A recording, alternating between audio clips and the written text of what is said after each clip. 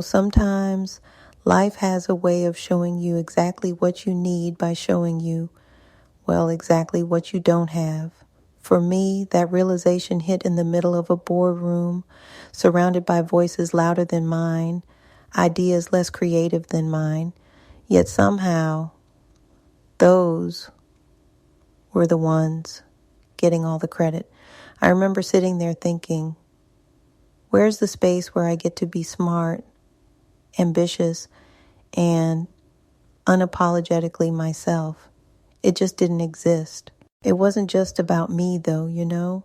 I knew there were women out there who also felt like this, like they were building, healing, managing a million things at once, and still not being seen.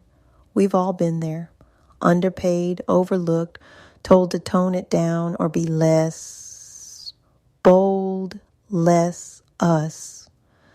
And honestly, I got tired of waiting for someone else to create the space I needed. That's when the idea for the Boss Women Network was born. So here's the thing, for a space to be safe, it's not just about no one judging you. It's about feeling like you can show up fully, the good days and the messy ones. A place where instead of competing, we're all collaborating. And it also hit me that healing and hustling aren't opposites. We can do both. We can hold space for both. That's what the network became, a container for all of it. I still remember the day I decided I wasn't going to quiet my voice just to fit in anymore. It was like I finally admitted out loud that shrinking wasn't the solution. It never had been. And I know so many of you have had that exact moment too. That turning point where you realize you need a space where people don't just talk about supporting women. They actually show up and do it. That's what makes a space sacred. It's built on truth, action, and showing up for each other in real, tangible ways. It's not perfect, and it's definitely been a learning process, but creating the Boss Women Network turned out to be a space where women can speak up, connect, and honestly, just stop pretending to have it all together all the time. In the Boss Women Network, we don't do gatekeeping. If one of us wins, we all win. That's the mindset. And it's not just some nice quote we say to sound good. It's in how we operate. We share referrals, resources, even platforms. And it's not just a feel-good thing. It's good business. Like, real growth happens when collaboration means I'm not just watching your back. I'm actively opening doors for you. For example, there was this woman, right? She came to the network with this huge passion, just bursting with ideas, but she was stuck in that place a lot of us know too well, where she couldn't figure out how to turn her passion into profit. Then she signed up for one of our boss packages, and what happened next? Women in the group started giving her referrals, connecting her to opportunities, actually supporting her. And now she's running this amazing business that pays her what she's worth. Like, wow, that's the power of collaboration. Here's what most people miss.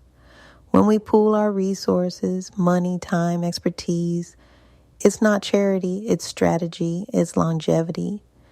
When we promote each other, protect each other, and honestly pay each other, we're building an ecosystem that benefits everyone. There's strength in that collective protection, like you don't feel like you're navigating everything alone anymore. And that, I think, is just invaluable. It's one of the most transformative things about this space. Because how often do women get a space to stop worrying about competition and just focus on creating, on building? We don't just talk about collaboration, we live it. And it works. It really, really works. So let's talk about this idea of CEO energy, because honestly, it's more than just a buzzword. It's not just about leadership in your business. It's about how you show up for yourself, for your circles, and for your vision.